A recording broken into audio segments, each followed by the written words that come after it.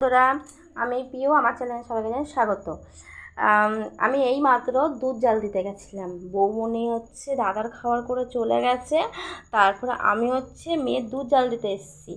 আর দুধ জাল দিতে এসে আমাদের যে গ্যাস থাকে না, দাঁড়াও তোমাদের দেখাচ্ছি।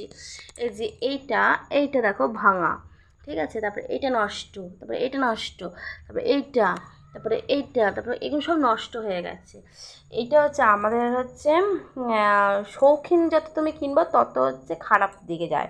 এটা শৌখিন কিনতে গেছে আর তত খারাপ দিকে গেছে। হ্যাঁ, তারপরে রেগুলেটর খারাপ হয়ে গেছে, তা রেগুলেটর পাল্টাতে দিয়েছে। তা এইটা পাল্টাতে দিয়েছে। আর দোকানে যে করবে সে আরও জিনিসপত্র আনতে গেছে। আর তোমাদের বলবো যে তোমরা 3টে গ্যাস এত ভালোবাসো, মুখের গোড়াটা ভেঙে গেছে।